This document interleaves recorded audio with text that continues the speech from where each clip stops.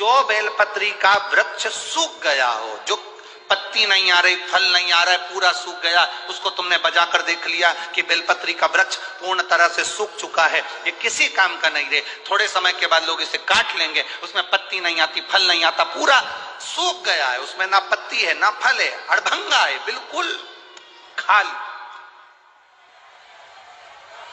उस बेलपत्री के वृक्ष की जड़ को, उस तने को, उसको निकाल लो और उसकी एक अच्छी मुठिया बनाकर तैयार रखो। उस मुठिया को तुम्हारा मन पड़े, जिस दिन तुम्हारे पास में चंदन घिसने का सिलवट्टा हो, उस पर घिसकर उस चंदन को एकत्रित कर एक प्रदोष, एक शिवरात्रि हर महीने आती है, प्रदोष हर महीने आती है, सोमवार की अष्टमी 2-3 महीने में जरूर आती है। अगर आपने प्रदोष के दिन शंकर भगवान को बेलपत्री का चंदन लगाया है, शिवरात्रि के दिन आपने बेलपत्री का चंदन लगाया है, और यदि सोमवार की अष्टमी के दिन बेलपत्री का चंदन लगाया है, इन तीनों डब्बी को आप अलग अलग कर लीजिए। एक डब्बी रख लो आपके पास में कि मैंने सोमवार की अष्टमी के दिन बाबा को चंदन का लेपन करा है और बेलपत्री का चंदन लगाया। उस चंदन को निकालकर शिवलिंग में से निकालकर एक डब्बी में भरकर रख लीजिए, या तो कोई प्लेट में उसको सुखा लो, प्लेट में सुखा लो उसको,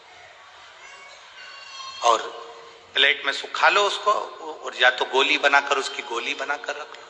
दूसरा, प्रदोष के दिन बाबा को जो तुमने बेलपत्री का चंदन लगाया, परंतु याद रखना हरे वृक्ष की डंडी को नहीं सुखाना है, सूखा हुआ वृक्ष। यदि आपने प्रदोष के दिन का चंदन बनाया है तो उसको बाबा पर लगाकर उसके लेपन को आप निकालकर उसकी गोली बनाकर लेते हैं। तीसरा, शिवरात्रि के दिन आपने बाबा को अगर बेलपत्री का चंदन लगाया है तो उसको शिवलिंग पे से उतारकर उसको प्लेट में सुखाकर उसकी गोली बनाकर रखें।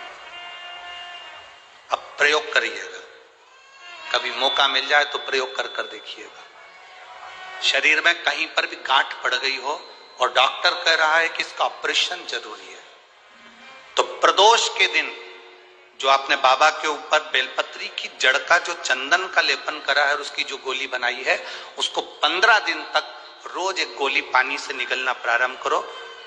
कुंदकेश्वर महादेव का नाम लेकर उस गोली को खाना प्रारंभ करिए। आपको 15 दिन के बाद डॉक्टर से जांच कराने के लिए जाइए, गठान धीरे धीरे गलना प्रारंभ हो गई हो, गांठ धीरे धीरे गल रही हो, उसका फल मिलता है। प्रदोष वाली बेलपत्र का चंदन का जो गोली तुमने बनाई उसका फल तुम्हें मिलेगा।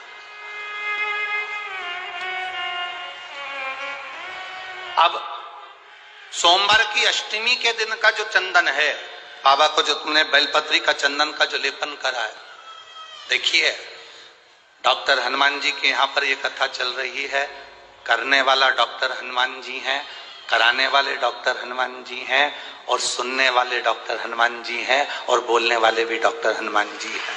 कर लिया वो आपके ऊपर। दूसरे नंबर पर है सोमवार की अष्टमी के दिन का चंदन, जो आपने बेलपत्री के जड़ को घिसा है। फिर कहूंगा, इस बात को विशेष बार बार कह रहा हूं कि हरे पेड़ को मत काट लेना, हरे पेड़ को नहीं, जो पेड़ पूरी तरह से सूख गया, ना पत्ती ना फल, उसको बजा कर देख लो कि ये पेड़ पूरा सूख चुका है, तब उस पेड़ की जड़, जो जिसको लोग काट कर ले जाने वाले हैं, बाहर फेंकने वाले, उसकी जड़।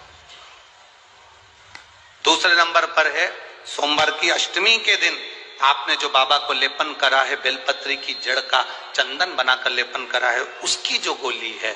अगर बच्चा 8 साल का हो गया, 9 साल का हो गया, 10 साल का हो गया और वो गंदगी कर रहा है, बिस्तर पर गंदगी कर रहा है, सुसु कर रहा है, या अचानक उसको भय हो जाता है, या किसी ना किसी तरह से उसको रोग ग्रसित हो जाता है, उस बच्चे को भी आप छोटी सी गोली हफ्ते में केवल एक बार, जो सोमवार की अष्टमी के दिन जो आपने चंदन का लेपन करा है, हफ्ते में एक बार उस गोली को बच्चे को पीस कर पानी के साथ देना प्रारंभ करो। आपको धीरे धीरे उस बच्चे में आनंद की अनुभूति हो जाएगी। गंदगी नहीं कर सकता। अब तीसरे नंबर पर है शिवरात्रि के दिन जो हमने बाबा को बेलपत्री के चंदन का लेपन करा। शिवरात्रि के दिन,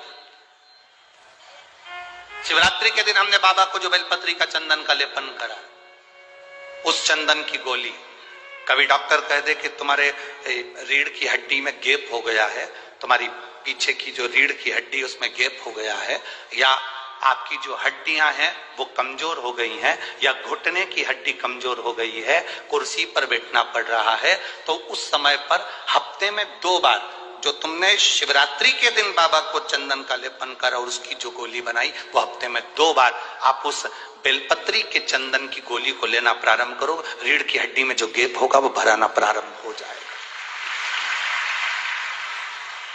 शिव तत्व है। हमने गोली का क्यों बोला? हम बोल देते कि चंदन को तुम बस ऐसे ही चाट लो, पर गोली इसलिए कि वो सूख जाएगी, तो वो आपके काम में आराम से आ सकती है, सूख नहीं।